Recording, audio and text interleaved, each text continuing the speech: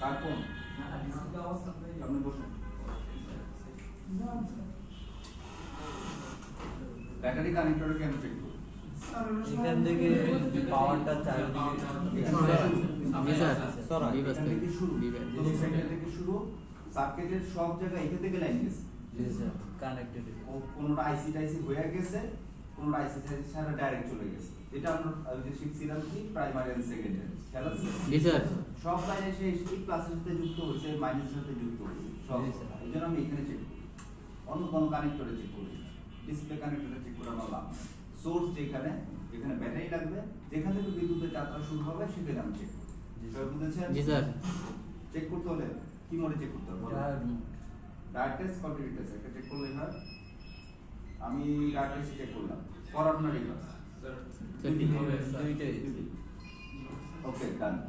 তো আমি একবার এইভাবে ধরলাম, এটা ভ্যালু দেখায় রিভার্সে আছে। হ্যাঁ, যে রিভার্সে আছে এটা ভ্যালু দেখাচ্ছে 446। তাহলে এই টার্মিনালটা আমাদের কি টার্মিনাল? গ্রাউন্ড নেগেটিভ ভ্যালু ছিল রিভার্স ভ্যালু। রিভার্সে কত পাইছি? 466। মনে রাখবেন কত? 463। তাহলে শর্ট চেক করতে হলে কোন সময় আমরা রিভার্সে চেক করি না, ফুল শর্ট রিভার্সে চেক করা যায়, বাট হাফ শর্ট কোন সময় রিভার্সে চেকিং হবে। তখন কিছু চেকিং করতে হয় ফরওয়ার্ডে। ফরওয়ার্ড এখন আমি নিলাম। এটা ভ্যালু কত আসবে বলেন? 1000 প্লাস 1000 প্লাস। এটা ভ্যালু আছে 790। তাহলে sir short short sir. 210 GR পিছে আছে, এটা 210 জিআর শর্ট। এবার বুঝতে পারছেন? জি স্যার। সবাই ক্লিয়ার? জি স্যার। চেক করি। প্রথম শেয়ার করলাম যে এটা শর্ট। শর্ট কিভাবে চেক করতে? ফরওয়ার্ড এর রিভার্সে? ফরওয়ার্ড ফরওয়ার্ডে শর্ট স্যার। বলেন। ফরওয়ার্ডে স্যার। যদি ফুল শর্টেড হয় যে একদমই স্টার, মানে এটা ধরলেই ডিসি পাসার 5 এর চলে যায়, ভোল্টেজ পড়ে যায়, তাহলে আপনি কন্টিনিউটিতে চেক করতে পারেন, রিভার্স ফরওয়ার্ডে চেক করতে পারেন, কোনো ফ্যাক্ট না। তখন দুই পাশে 0 0 দেখায়। বুঝতে পারছেন? জি স্যার। এই পাশে ভ্যালুটা এরকম 0 0 দেখাই, আমি এখানে ধরছি 0 0 শো করছি। ক্লিয়ার বুঝছি আমি? জি স্যার। আর যেহেতু এটা রিভার্সে ঠিক আছে, তাহলে আমার কিসে চেক করতে হবে? ফরওয়ার্ডে। এজন্যই বলতে হয় ফর। এই আপনি কি চালান? ফোন চালান, সব সময় শর্টেড আমাদের ফরওয়ার্ডে চেক করতে হবে। ক্লিয়ার? জি স্যার। ক্লিয়ার আপনারা? জি স্যার। এখন ডিসি পাস একটা বোর্ড খুললে অলওয়েজ মনে রাখেন, আজকে থেকে বোর্ড খুললে মাল্টিমিটার দিয়ে চেক করার কিছু নাই। আপনি যে রিয়েল লাইফে কাজ করবেন, আপনাদের এইখানে সম্মানকে জব বা রাইটিং পাস, আমি গ্যারান্টি দিয়ে দিলাম। আপনাদের ভালো স্টুডেন্ট আছেন এখানে বা ক্যাপাবল পারসনও আছে। তো যখন রিয়েল লাইফে কাজ করবেন, ব্যাটারিতে এই জায়গায় জিআরই না থাকে ধরেন কোনো কারণে, জিআর যদি কিছু না দেখায়, তো ওপেন সার্কিট হয়ে আছে, সিরিজ থেকে কোনো লাইন গেছে, কেটে গেছে, কত মনে যেটা ভুল দেখলেন, তার জন্য এসে অন্য কোনো জায়গায় জানলো যে কোনো জায়গা হইতে পারে। এই লাইনটা কোথায় কোথায় গেছে এটা দেখতে হয়, যে কোনো জায়গা থেকে ওপেন সার্কিট হয়ে কিন্তু বর্ণে থেকে আসছে তো বর্ণেও দেখে না, বর্ণের ছাড়াও কিছু ট্রিক আছে, ডায়াগ্রাম ছাড়া আপনাদের সাথে আমার কথা বলতে হবে। বর্ণের ছাড়া বর্ণে সবসময় দেখতে হবে কারেন্ট থেকে। বর্ণে তখন দেখি যখন আমি আটকে গেছি কোথাও। এই ছোট ছোট জিনিস আমরা আটকাবো, আপনারা আটকাবেন না, কিন্তু আমাকে ফলো করবেন, ঠিক আছে? জি স্যার। এখন এটার প্রবলেম হচ্ছে কত বলেন, সবাই বলেন। শর্ট। যখন আপনি রিয়েল লাইফে কাজ করবেন, আমি রিপিট করছি, যখন আপনি রিয়েল লাইফে কাজ করবেন, 5 মাসে জব করেন, নিজের দোকান দেন, তখন যে কোনো বোর্ড খুললে মাল্টিমিটারটা কিছু চেক করবেন। প্রথম শুরু হবে আপনাদের ডিসি পাওয়ার সাপ্লাই, প্রথম শুরু হবে ডিসি পাওয়ার সাপ্লাই। কারণ আপনি টেকনিক্যালি একটা ব্যাপার আছে, যদি মনে রাখেন, এটা সবই ঠিক আছে, জিআরপিআর সব ঠিক আছে, এটা আপনি সফটওয়্যার ফালাই দিই, তারপরে জিআর সেমি দেখা মাল্টিমিটার, সবাই বুঝতে পারতেছেন? এটা সফটওয়্যার ফেলে দেই মাল্টিমিটারে, এখন যা জিআর দেখতেছেন সফটওয়্যার ফালাই দিলে সেম জিআরই দেখবেন। বুঝতে পারতেছেন? তাহলে আপনি কি সফটওয়্যার প্রবলেম মাল্টিমিটারটা বলতে পারেন? না স্যার। কিন্তু ডিসি পাওয়ার সাপ্লাই বলতে পারবেন, কারণ DC power supply current flow উঠে নামে, সফটওয়্যার ভালো থাকলে উঠবে, 200 300 400 বেশি চলে যাবে, আর সফটওয়্যার প্রবলেম থাকে 100 বসে থাকবে। জি স্যার। আমার কথা বুঝেছেন? জি স্যার।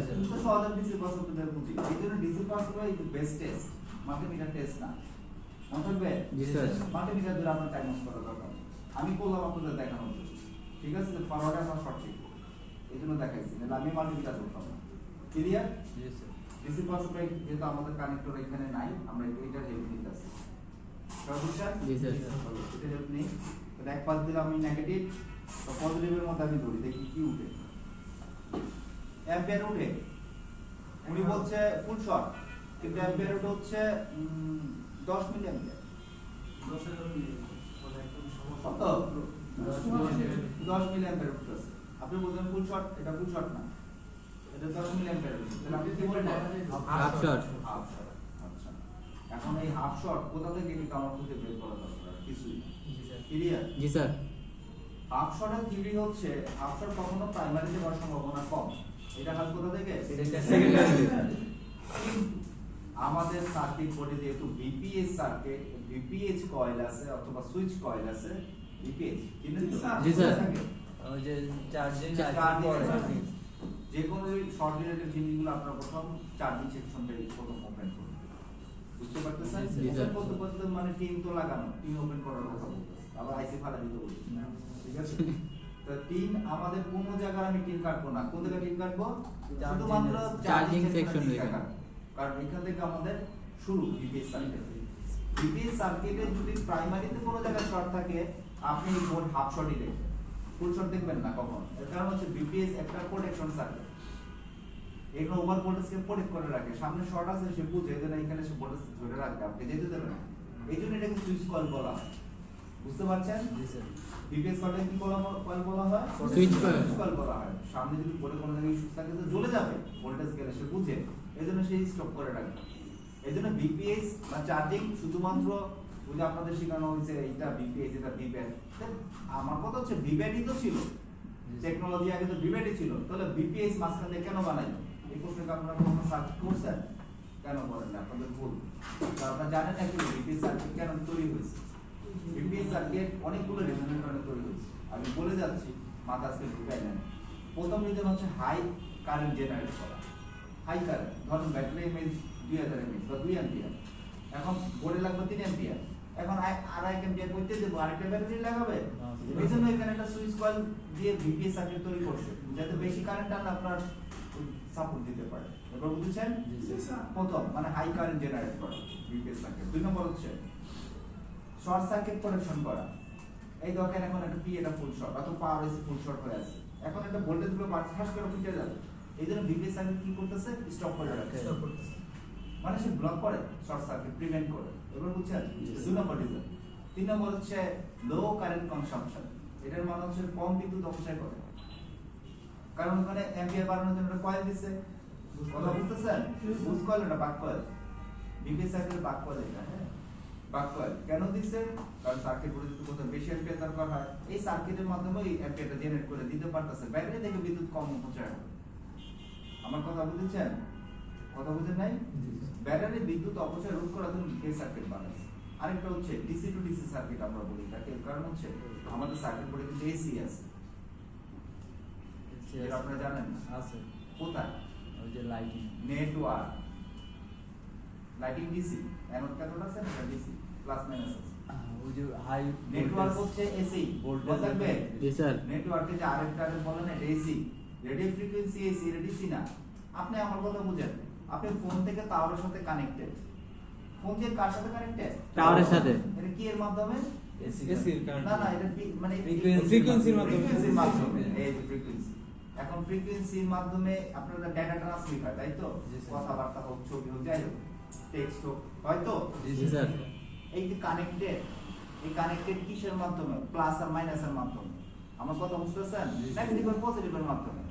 এখন ফ্রিকোয়েন্সি নেগেটিভ পজিটিভ কি আপনি কখনো নির্ধারণ করতে পারেন কোনটা প্লাস কোনটা মাইনাস? না স্যার। এটা কখনো কি নির্ধারণ করতে পারেন না, এটা চেঞ্জেস হয়। এই যে সিগন্যাল দেখেন না 50 বার চেঞ্জেস হয়, বলে না জি যে স্যার। সকেটের এটা কারেন্ট Second. চেঞ্জেস হয় 1 সেকেন্ডে 50 বার। জি এটা প্লাস মানে চেঞ্জেস হবে। বুঝতে পারছেন? এখন আপনি যে এখান থেকে তাও অ্যান্টেনাটা টানেন, অ্যান্টেনাটা যখন নেটওয়ার্কের জন্য টানেন, কোনটা প্লাস কোনটা মাইনাস বলেন? বলে তো দেখতেছেন প্লাস মাইনাস, জি স্যার। যখন বাতাস সুবিধা যাইতেছে তার সাথে কানেক্ট হচ্ছে, কোনটা প্লাস কোনটা মাইনাস কে বলতে পারবে? দুইটাই প্লাস মাইনাস চেঞ্জ। দুইটাই প্লাস মাইনাস, এটা চেঞ্জেস হয়। এবার বুঝেছেন যে যে কারেন্ট চেঞ্জেস হয় তাকে এসি বলবেন না ডিসি বলবেন? AC sir. আর ফ্রিকোয়েন্সি কি ডিসি তে থাকে নাকি? না। বুঝেন না? এসিতে তো কোনো ফ্রিকোয়েন্সি নেই। বুঝেছেন? জি স্যার। এসি, এসি তো ফ্রিকোয়েন্সি থাকে। এবার আমরা বুঝছি, জি স্যার। তাহলে আমাদের বোর্ডে এসি আছে, কিন্তু আপনাদের বেসিক এটা বোঝানো হয় না বা দেখানো হয় না, এটা ট্রু। বোর্ডে এসি আছে। আপনি স্পিকারের আউটপুট শব্দ ইউনিট কি জানেন? ডেসিবেল। বাট শব্দ জিনিসটা কি জানেন? তরঙ্গ। এটা কি বলবেন? তরঙ্গ বাংলা ইংলিশ কি? Sound frequency. তাহলে আপনি বলবেন যে অডিও আউটপুট এসি না ডিসি? এসি। জি স্যার। এই যদি স্পিকারে কোনো প্লাস মাইনাস আপনি দেন না, যেমন খুশি আমরা লাগান কাজ করে। এবার বুঝেছেন? জি স্যার। এটা এসি, অ্যাবসলিউটলি এসি। তাহলে আমাদের সার্কিট বোর্ডে যে এসি গুলো আছে, এই এসি গুলো আমাদের ডিসি কে প্রবলেম করে। এইজন্য ডিসি সার্কিটের রাইটের জন্য হচ্ছে পিওর ডিসি সার্কিট তৈরি করা, যাতে যেখানে ডিসি দরকার এই ডিসি গুলো প্রপারলি পায়। এখানে কোনো এসি কোনো ধরনের হামতাম না করতে পারে, ঝগড়া করতে না পারে, যুদ্ধ করতে না পারে, মারামারি না করতে পারে, মিছিল না করতে পারে। সবাই বুঝেছেন?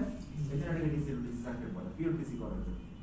3-4টা রিজন বলছি, আজকে বলে দিলাম, কারণ আপনাদের অনেকেই জানেন না যে বিপিএস কেন বানিয়েছে। ঠিক আছে? তো এটার শুরু যেহেতু এই ব্যাটারি কানেক্টর থেকে, এটা বিপিএস থেকেই আসছে। কানেক্টর লাইনটা বিপিএস থেকে আমাদের যাবে। ঠিক আছে? জি স্যার। আমরা প্রথম বিপিএস সার্কিট খুলবো, তথাপি চার্জিং সেকশন খুলবো।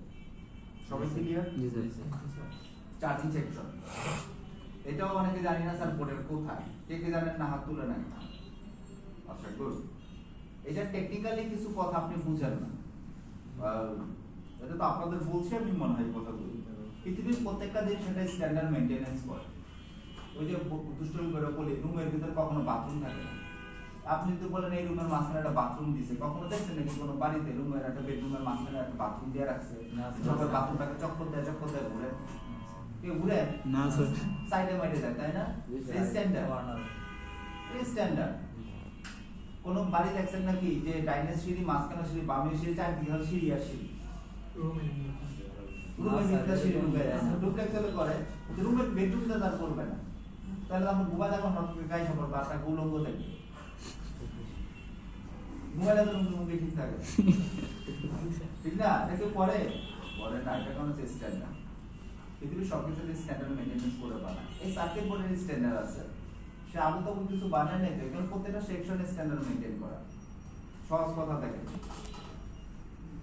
কথাটার জন্য বললাম, এটা চার্জিং কানেক্টর এইটা বা এইটা আইদার ওয়ে এইটা আমি এটা তুললে বলতে পারবো লাইভ দেখলে। ধরেন এটাই চার্জিং কানেক্টর, তাই না? জি স্যার। এখন এই চার্জিং কানেক্টর যেহেতু এইখানে এর চার্জিং আইসি এইখানে দিছে অথবা বোর্ডের এইখানে দিছে, কাছাকাছি। কারণ যদি আপনার এই চার্জিং আইসি এত পুরো এইখানে দিত তাহলে এখান থেকে বিদ্যুৎ আসতে টাইম লাগতো না। জি স্যার।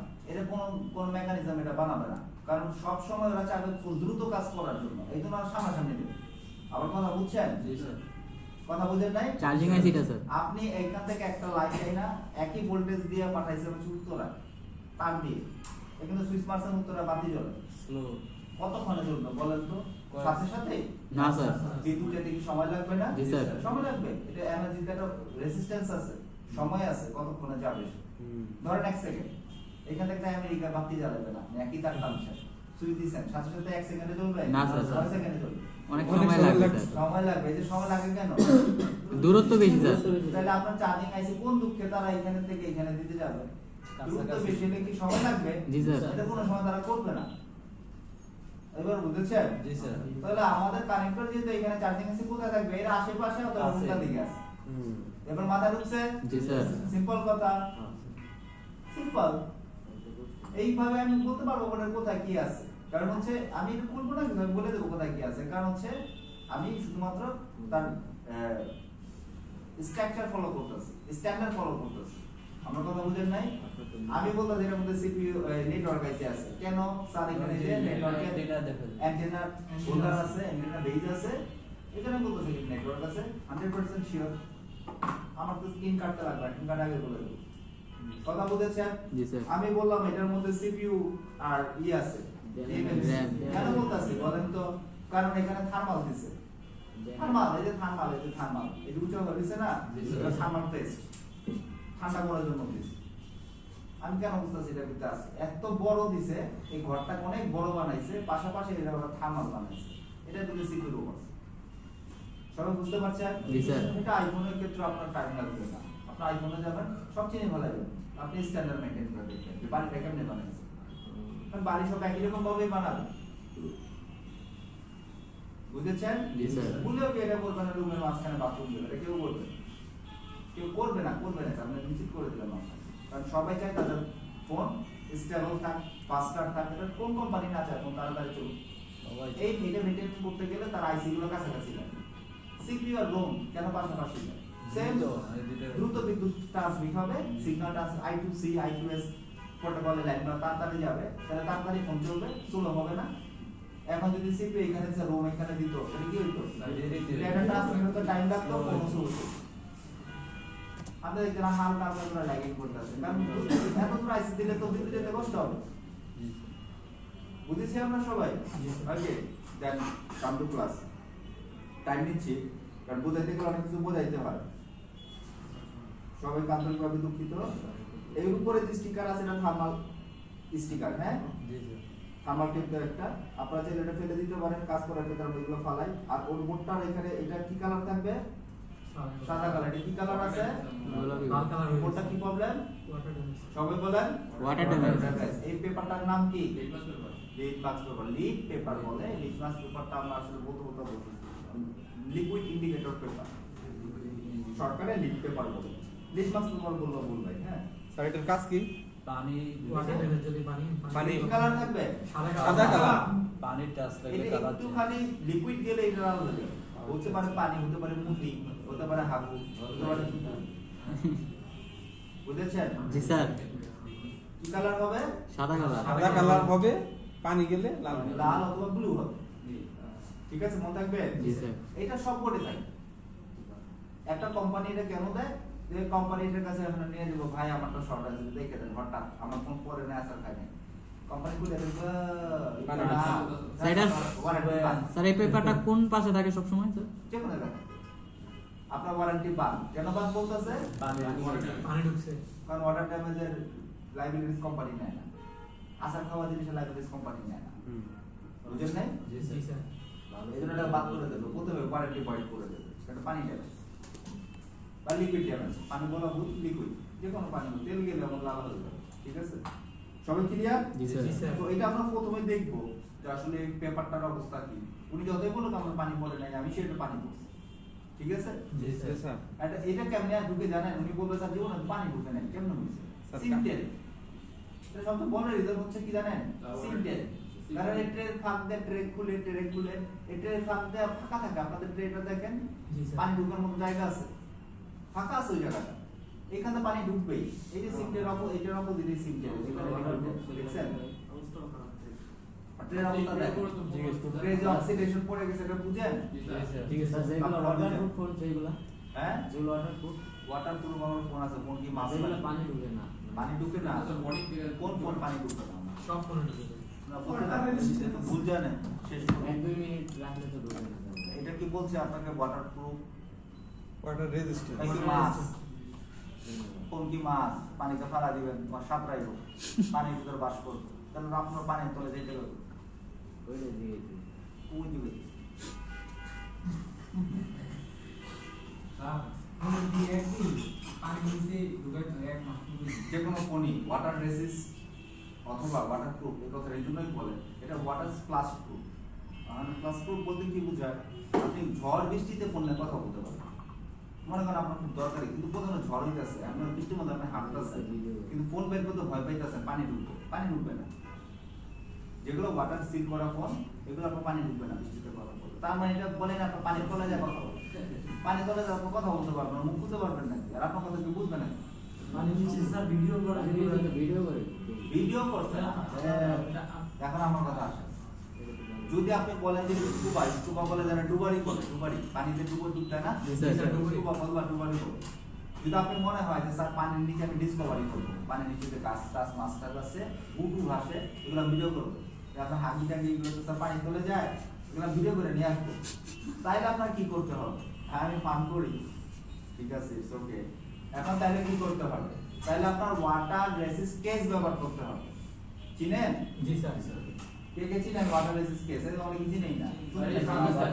একটা কভার পাওয়া যায় ওয়াটার রেসিস্ট, সেগুলো যে কোনো ওয়াটার রেসিস্ট কেস পাওয়া যায়।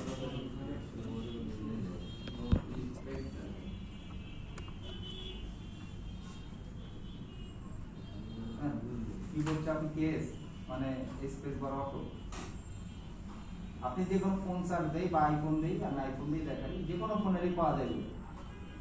আলিএক্সপ্রেস গুলো বেশি পাবেন। দেখছেন এগুলো? জি স্যার। এগুলো ওয়াটার রেসিস্ট কেস বলে। এবার বুঝেছেন? আপনি এই কেস লাগায় যদি যান ওই যে পানির নিচে ভিডিও করতে, তাহলে আপনার প্রবলেম। আর যদি আপনি বলেন স্যার আমি নরমাল ফোনে রিকোয়েট করবো 2 মিনিট, এরপরে তো কিছু করার নাই, চুজ করে রেখে দেবো।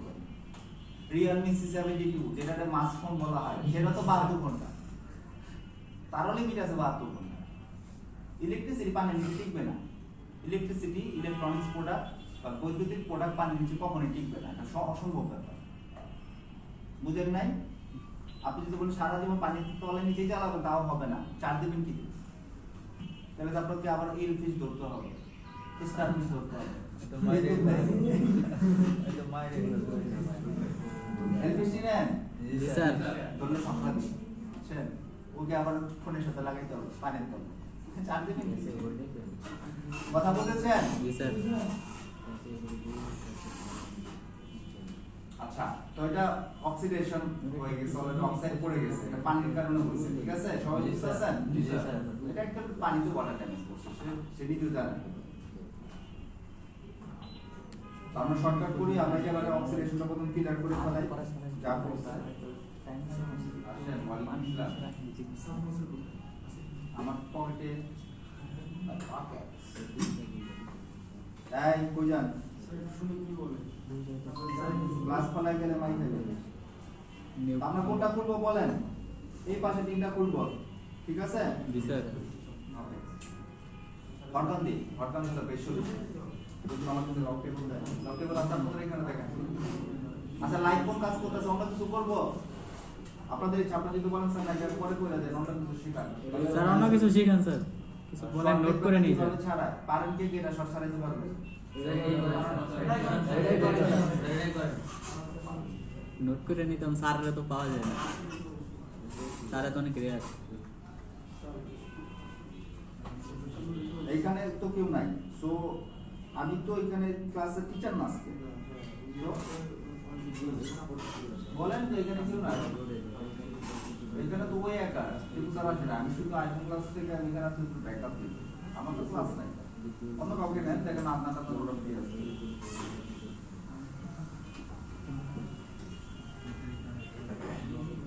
দেখেন এটা আমি কি করতেছি বলেন?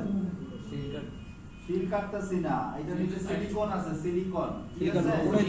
সিলিকন, এখানে সিলিকনটা আমি জাস্ট এভাবে হালকা করে ভিতরে কেটে নিচ্ছি, যাতে আমি ইজিলি এটা তুলতে পারি। বুঝতে পারছেন? কোড হোল্ডারটা